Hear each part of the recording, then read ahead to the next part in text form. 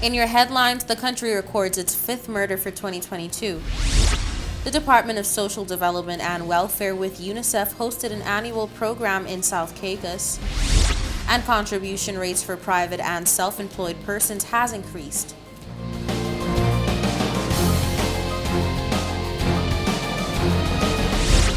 From the PTV Broadcasting Headquarters in Providenciales, your number one source for news, I'm Erica Pinales delivering the latest from across the country this Wednesday, April 6, 2022, right to your door.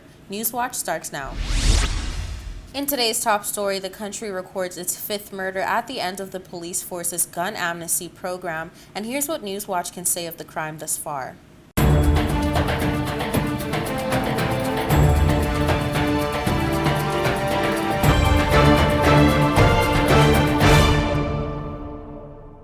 Gun crime continues. Not sure what this means for the outcome of the Royal Turks and Caicos Islands Police Force's gun amnesty program.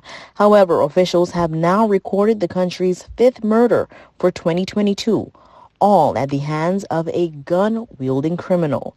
Barely into the fourth month of the new year, and yet another young man who is a resident of Q-Town was gunned down shortly after 3 p.m. Tuesday afternoon, right as students of a school nearby were getting out for recess. One can only imagine what a sight that was to see as a young, innocent child. Sources tell Newswatch that the crime that took place in broad daylight was brazen and heinous and left the family of the young man, who we understand to be in his 20s and goes by the name of Bobby, grieving at his gruesome, untimely demise. Anyone who was in the area at the time and may have seen or heard something is asked to call 911 or Crime Stoppers to leave tips anonymously. In keeping up with its mission to facilitate development and self-sufficiency among the people of the Turks and Caicos Islands, the Department of Social Development and Welfare, in partnership with UNICEF, hosted its annual Lady in Me program on the island of South Caicos. Take a look. On March 31st, 2022, the program reached 21 female students from Forms 1 and 2 at the Marjorie Baston High School and sought to create a space where these young ladies can interact with, learn from the experiences of older women, and be inspired and empowered to greatness.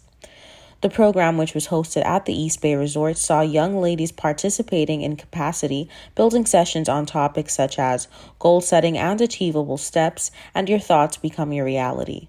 The young girls helped in identifying presenters from the community of South Caicos who they wanted to hear from. Miss Katiana Robinson and Miss Maria Claire, known women of the soul, spoke vibrantly and informatively into the young ladies' lives. The day culminated with the girls creating vision boards outlining their personal goals and aspirations, and with a commitment to focus on and achieving their goals. Commenting on the workshop, Director Tiffany Thomas Brown, who was in attendance and a leading lady who grew up in South Caicos, said, "Everyone needs someone to encourage them and mentor them to their fullest potential. Persons they can inspire to become and guide them in fulfilling their goals and purpose in life through such positive interactions and relationships." This vision board workshop set out to accomplish just that and to help the young ladies to believe in writing their visions down and knowing they can achieve it. Many thanks to my team who assisted in the preparation and organization to ensure its success. The Department of Social Development and Welfare stands committed to empowering and safeguarding the children of these beautiful by nature Turks and Caicos Islands. Don't go anywhere. More news. Watch when we return.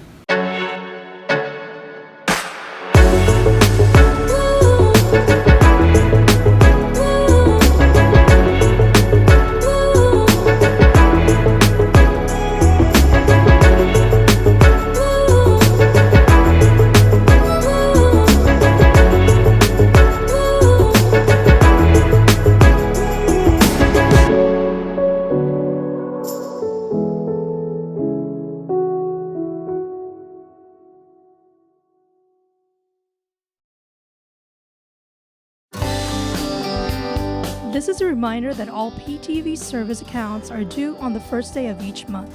Accounts should be brought up to date by the 28th of the month to avoid disruption in service. Payments may be made on our office at Stubbs Diamond Plaza, Providenciales, Mides Plaza, North Caicos, and Airport Road in South Caicos. Payments may also be made online using Scotiabank, CIBC First Caribbean Bank, and Royal Bank of Canada. Please allow 3 business days for online payments to be processed. We thank you for your cooperation.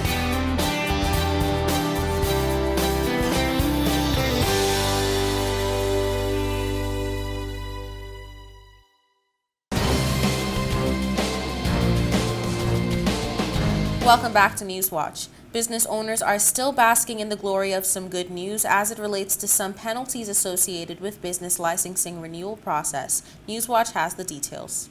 Approximately 4,334 businesses are expected to benefit from the latest business penalty write-off program recently announced by Minister of Finance Honorable E.J. Saunders. This latest debt forgiveness initiative is expected to present a clean slate for business license renewal fees of these over 4,000 lucky business owners. While officials remain tight-lipped on the names of these businesses, we are told that a similar initiative has taken place in the past. The program was passed in the House of Assembly back in March and wipes clean a total of $1.4 million in penalties, which the minister says covers about 4 years of fines, 2018 to 2021. The minister announced that the total arrears as at February 2022 for business licenses was at $2,932,036, including $1,395,000 in penalties. Honorable Saunders says government wants to give business owners the best chance at being successful. Back in 2018, some 96 companies could not satisfy their license fees and penalties. This overall number increased to 574 by 2019 and an astounding 1,500 by 2020, with over 2,000 by 2021. A similar debt forgiveness initiative was carried out for hotels back in 2018. The contribution rate for private sector and self-employed persons has increased, and in an exclusive with representatives from the National Insurance Board, they explain why it had to be done. Take a look. For Social Security institutions, normally the contribution rate is it reflects the cost of the institution. So the 8% contribution rate would have been set when we started out 30 years ago. Right? Now, we can all appreciate that cost would have increased over the past 30 years, right? A benefit like retirement would have been much cheaper for us 30 years ago. Far fewer people would have qualified for the benefit. Far fewer people would have qualified for the rate of benefit that they do today, because the longer you pay into the pension plan, the higher your rate of benefit. So 30 years ago, everybody who qualified for a retirement pension would have gotten a minimum pension, right? Today, we pay up to 50% of the average weekly insurable earnings. That's much costlier. There are other benefits as well that would have increased over the years. Your maternity benefits, all pensions would have increased. So the cost of the plan has increased. So it's become necessary to increase the funding to the plan. Risa explained that the rate had to be increased to ensure that the fund is stable enough for future generations. However, with inflation steadily rising each day, the director was inquired on whether or not she believes that the public could afford a higher contribution. You have to weigh the benefits. I know a lot of people would say this is not the right time, but it has been 30 years, right? So you have to weigh the benefit of delaying. If you were to delay the increase, there are other cost implications, right? Your rates would probably have a higher hike, which would be more burdensome to persons in the future, right? We appreciate that it is a difficult decision to have taken now, but we had to do so in the interest of the plan. The directors do believe that the increased rate is necessary as it speaks to prudent fiscal management of the National Insurance Board. Taking the proper steps that are necessary to ensure that the fund is viable for future generations. In the past, we have increased the contribution ceiling, which in turn would have also increased persons' benefits, but that would not be sustainable at this point in time. What we have done now is to just increase the rate while maintaining the ceiling so that we can ensure that there is enough or sufficient income into the fund to be able to pay promised benefits. Although the public exclaims that these are trying times, the NIB has long-term benefits which one should keep in mind if you're ever in need of a salary replacement. Our pension would definitely be one of the long-term benefits. You can qualify for a pension, a retirement pension, as early as 60. And if you were to live over 100, we will continue to pay that benefit. As the directors explained, the NIB is responsible for making sure that they have sufficient funds to be able to pay things such as retirement pensions, which requires good fiscal management. To commemorate the insurance board's 30-year anniversary, they've prepared some activities which will be spread throughout the islands and some very interesting new initiatives. For the first time in NIB's history, April 1, we would have introduced legislation that allows for the payment of an unemployment benefit.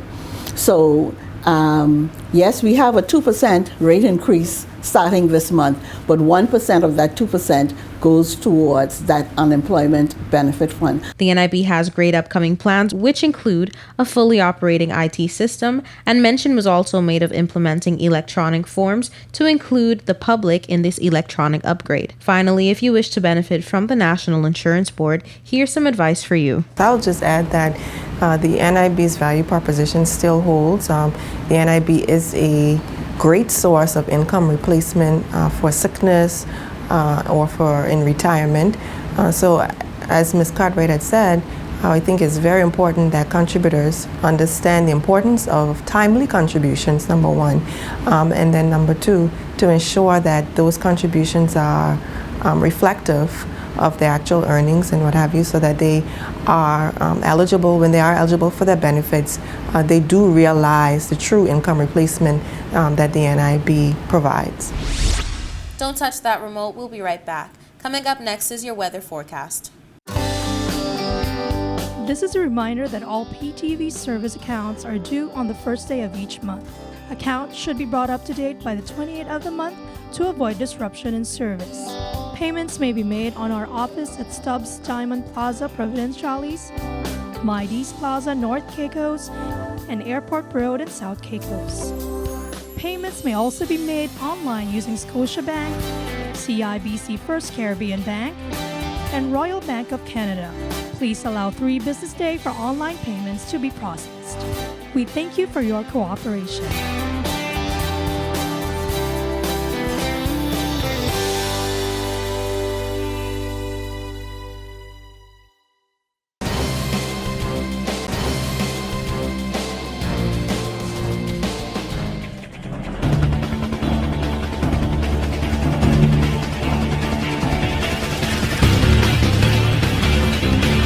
The Queen's baton arrived in country today, April 6, on Inter-Caribbean Airways, where His Excellency Governor Nigel Dakin, Honorable Premier Charles Washington Mizik, Honorable Rachel Taylor, Honorable Alvin Garland, Honorable Sean Malcolm, and Honorable Josephine Connolly held a meet and greet upon arrival at the Providenciales International Airport.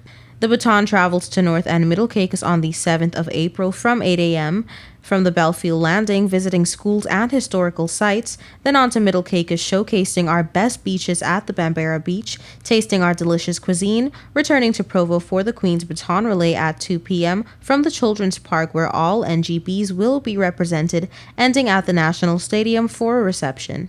On April 8th, the baton will travel to South Caicos, the fishing capital, and Salt Key, climaxing in Grand Turk, where a huge festivity is planned, celebrating the accomplishments of young people. The baton is scheduled to travel throughout the country over the next few days and is expected to travel to the Cayman Islands after leaving the Turks and Caicos Islands. We'll have the full story, including the warm welcome by our government officials, in a subsequent newscast. Here's your weather forecast for April 7th, 2022. For the nation's capital, Grand Turk, on Thursday, mostly sunny skies, high 81, low 76, winds east-southeast at 15 to 25 miles per hour. For South Caicos on Thursday, mostly sunny skies, high 81, low 76, winds east-southeast at 20 to 30 miles per hour. For North and Middle Caicos, mostly sunny skies, high 82, low 76, winds southeast at 15 to 25 miles per hour. For Parrot and Pine Key, mostly sunny skies, high 82, low 77, winds east-southeast at 15 to 25 miles per hour. And on Providenciales, mostly sunny skies, high 82, low 77, winds east-southeast at 15 to 25 miles per hour. Now for your sunrise and sunset. Sunrise 6:37 a.m., sunset 7:07 p.m., and for your high tides and low tides, high tides 12:26 a.m., 12:46 p.m., and low tides 6:52 a.m., 6:41 p.m. And that's it for your weather forecast. We'll be right back with more News Watch.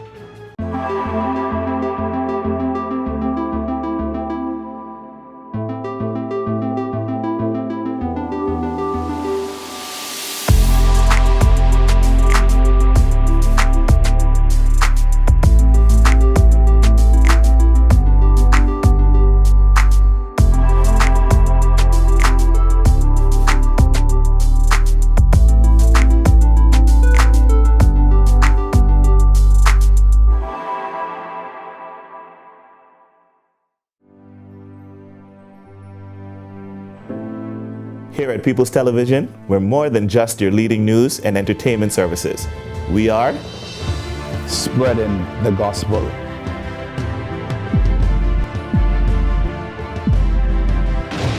We are breaking barriers. We are preserving the culture. Each one, teach one. We are committed to excellence. We're creating change. We are creating memories. We are the future. I am PTV. I am PTV. I am PTV. I am PTV.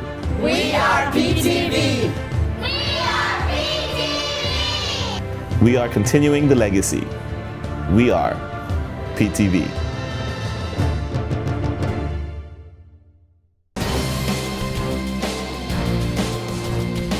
Welcome back to News Watch. It's a lovely day for close to 30 patients who recently received brand new dental dentures to display their smiles proudly thanks to the Sandals Foundation.